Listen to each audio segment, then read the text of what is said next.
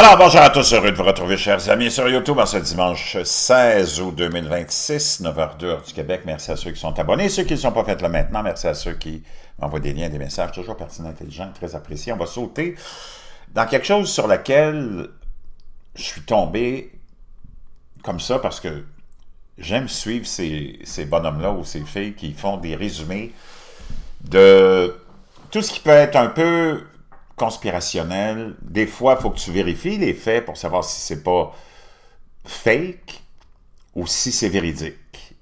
Parce qu'il y a tellement de choses qui se racontent, qui se disent sur les réseaux sociaux, sur Internet, que tu peux pas prendre quoi que ce soit pour du cash. Moi, je me suis déjà fait piéger il y a des années à penser ou à annoncer une nouvelle en m'étant fié sur une source, puis c'était complètement faux. Donc, j'ai eu mes leçons. Puis il y en a plein qui se font piéger. Et là, l'histoire que je veux qu'on aille voir, c'est la suivante. Ça concerne le nucléaire, les dangers du nucléaire, puis Tchernobyl, et je pense que c'est l'événement de Three Miles Island. Aux États-Unis, il y avait eu, je pense, un problème avec la centrale nucléaire de Three Miles Island. D'ailleurs, tiens, je vais aller voir tout de suite, chercher le lien de ça, que j'ai oublié d'aller le chercher.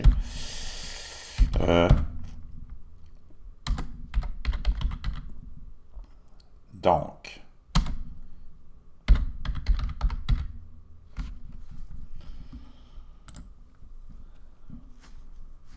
le fameux accident en question, hein, c'était en quelle année?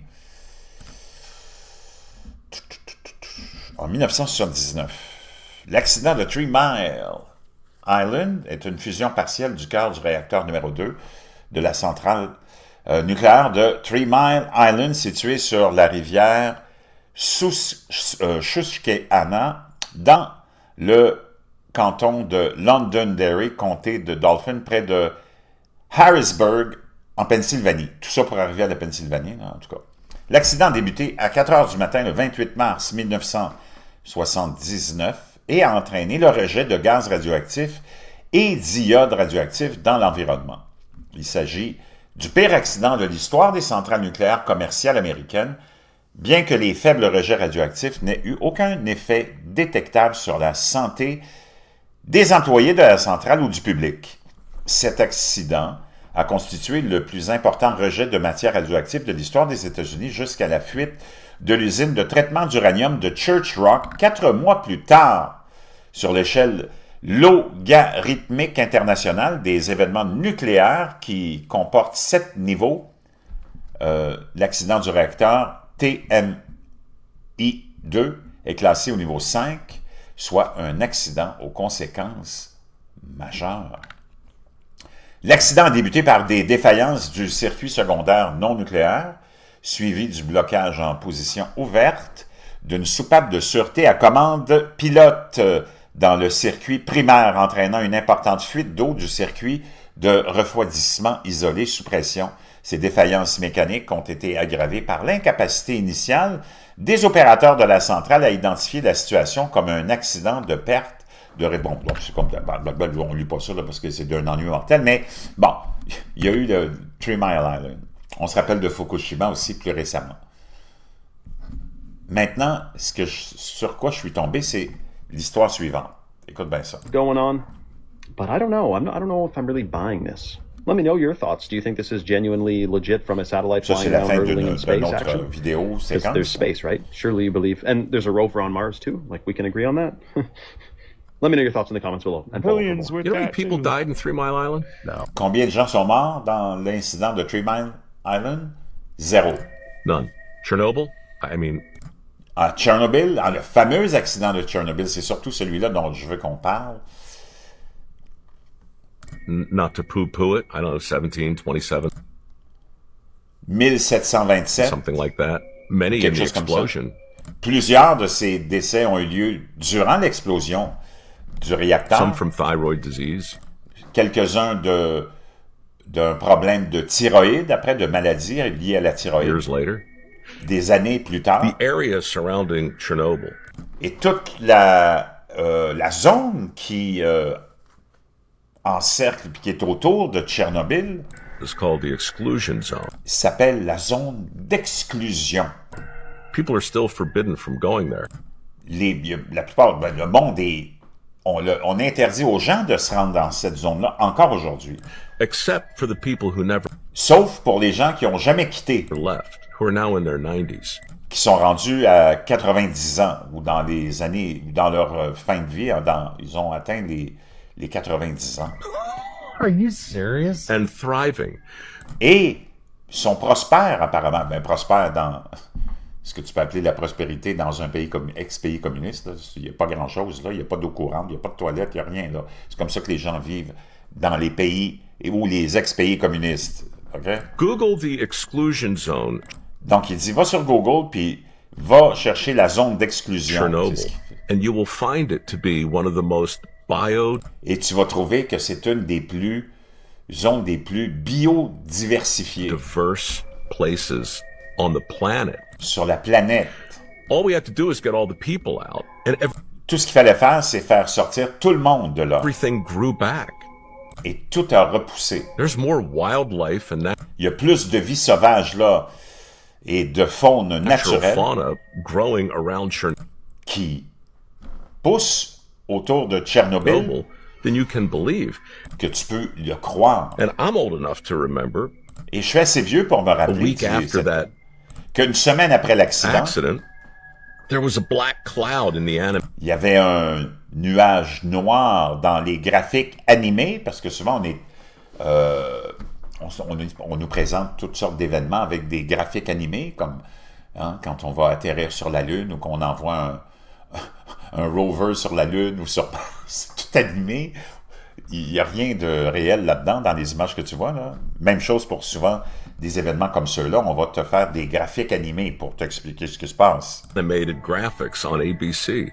Like a third of Europe was blacked out. Un tiers de l'Europe était dans le noir, sous ce nuage noir. They were talking about how a third of Europe was going to be uninhabitable Il nous parlait peut-être du fait qu'un tiers de l'Europe serait inhabitable for 1,000 years. pour 1000 ans. Disney Force. Donc, ça c'est le fameux extrait. Donc, est-ce que le nucléaire est ou la fusion du nucléaire et les déchets du nucléaire sont si dommageables, autant pour nous que pour l'environnement? Donc là, je suis allé sur mon chat GPT et j'ai demandé, est-ce qu'il y a encore des gens qui vivent dans ce qu'on appelle la zone d'exclusion à Tchernobyl? Oui, il y a encore des personnes qui vivent à l'intérieur de la zone d'exclusion de Tchernobyl, même si la résidence permanente y est officiellement fortement restreinte. On les appelle les Samoseli ou auto-réinstallés. Ce sont surtout des habitants qui avaient été évacués après 1986, puis sont revenus dans leur village malgré les interdictions. Après l'accident, environ 116 000 personnes ont été évacuées immédiatement, mais certains habitants, surtout des personnes âgées très attachées à leur terre, ont fini par revenir. Ils étaient plus de 1200 dans les premières années. Leur nombre a beaucoup diminué. Avec le vieillissement, en 2018, il en restait environ 130 et selon des responsables ukrainiens, c'était en 2026, il n'en resterait aujourd'hui qu'environ 50, qui sont presque tous, comme on l'a vu, dans leurs années 90. Ils ont atteint un âge assez vénérable. Donc oui, ce que tu as entendu est vrai. Avec une nuance, me dit mon chat GPT, ne sont pas forcément des gens qui n'ont jamais quitté. Beaucoup ont été évacués, puis sont revenus clandestinement ou semi-officiellement quelques mois ou quelques années plus tard. Par exemple, un résident interrogé en 2026, Mikhailo Shilo, avait été évacué en 1986, puis est revenu s'installer dans la zone en 2000 avec sa femme. Ils vivent surtout dans de petits villages et dans la ville de Tchernobyl, non pas à Pripyat, qui reste largement abandonnée. Les autorités ukrainiennes ont fini par tolérer leur présence, même si juridiquement la zone demeure une zone d'évacuation obligatoire et que l'accès des visiteurs est très contrôlé. Ce qui est étonnant, c'est que certains de ces habitants ont vécu là pendant des décennies en cultivant leur potager, en cueillant des champignons, en élevant quelques animaux et en consommant parfois des produits locaux. Cela ne signifie pas que la zone est sans danger. la contamination est très inégale, avec certains endroits relativement peu contaminés et d'autres où les niveaux de césium 137, strontium 90 ou plutonium restent problématiques. Les autorités continuent donc de considérer la zone comme impropre à une réinstallation normale de masse. Et il y a aussi des milliers de travailleurs qui entrent régulièrement dans la zone scientifique, techniciens, gardes, pompiers, personnel de la centrale, mais eux travaillent généralement en rotation et ne sont pas considérés comme des habitants permanents. Le cas des Samoseli est assez fascinant parce qu'on peut ensuite se demander comment leur santé se compare-t-elle à celle des gens qui ont été évacués. Les résultats sont beaucoup plus nuancés qu'on pourrait le croire. Alors, je vais demander.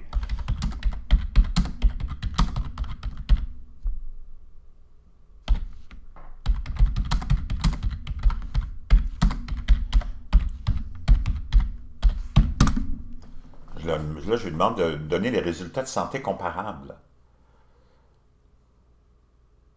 Parce que il y a beaucoup de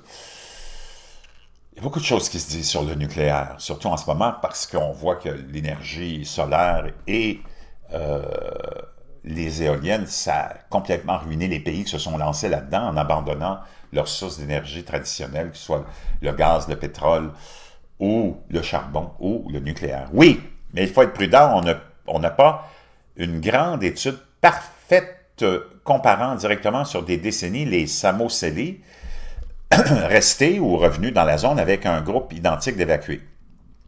Les groupes sont petits, âgés. Bon, ce qu'on peut dire avec le plus de solidité, c'est ceci.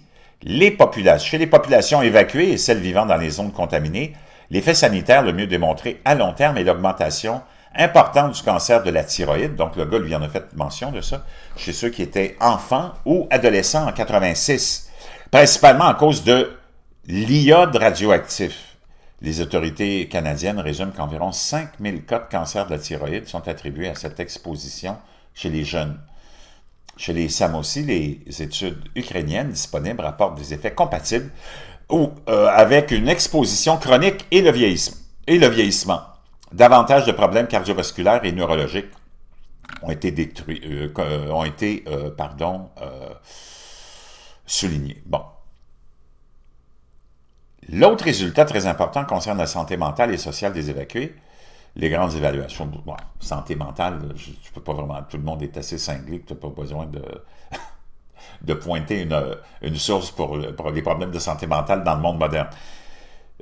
Donc, c'est là qu'apparaît le paradoxe qui a beaucoup attiré l'attention. Certains Samoseli ont vécu jusqu'à 80 ou 90 ans dans la zone, alors que des évacués ont souffert fortement du déracinement, mais ça ne démontre pas absolument blablabla. Donc, il n'y a pas grand-chose de... Il y en a qui ont vécu là, puis qui sont encore là, puis en santé. Au niveau de la biodiversité,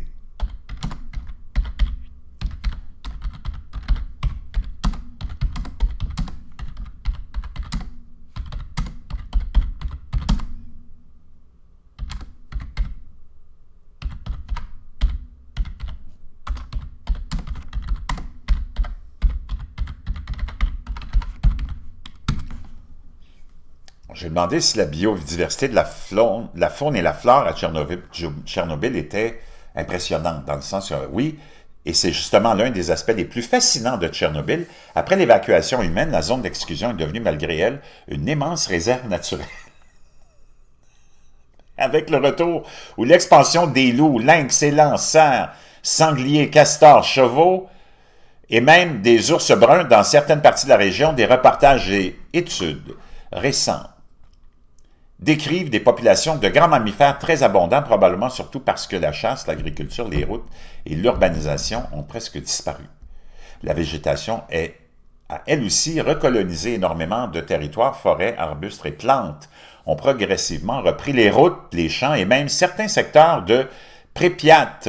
Le Programme des Nations Unies pour l'environnement décrit aujourd'hui la zone comme un refuge inattendu pour la faune. Le cas des chevaux de Zewaski est spectaculaire.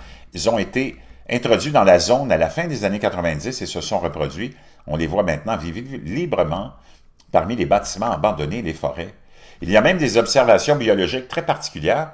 Par exemple, des chercheurs ont constaté que certaines rainettes de Tchernobyl sont beaucoup plus foncées que celles des régions environnantes. Une hypothèse étudiée est que la mélanine pourrait avoir fourni un avantage protecteur dans les zones fortement irradiées après l'accident. Mais il faut distinguer deux choses. Une population animale abondante ne signifie pas que les radiations sont inoffensives. Certaines études trouvent encore des effets génétiques, physiologiques et ou reproductifs chez certains organismes et les résultats varient énormément selon l'espèce et le niveau. Donc, tu vois, il y a toujours une espèce de retenue qu'on ne veuille pas te certifier que oui, il n'y a aucun problème. Tu sais, la flore et la faune est spectaculaire. Il faut toujours qu'il y ait une retenue puis qu'on revienne toujours à l'espèce de doute puis de crainte face au nucléaire, tu sais. Parce qu'on dit, oui, mais faut distinguer deux choses. Une population animale ne signifie pas que les radiations sont inoffensives. Certaines études trouvent encore des effets génétiques, psychologiques ou reproductifs chez certains organismes. Et les résultats varient énormément selon l'espèce et le niveau de contamination. C'est donc presque une expérience grandeur nature. Qu'est-ce qui est pire pour la biodiversité?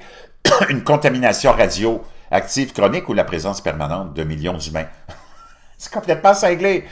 Je vais te partager ça ce dimanche. J'en ai d'autres histoires comme ça. Là, on va revenir avec... aussi, tiens, les fameux déversements de pétrole, hein, qui semblent toujours être la fin du monde. Je veux qu'on revienne là-dessus aussi, mais on commence avec ça. Qu'est-ce que tu en penses? Je veux tes commentaires dans la boîte de description.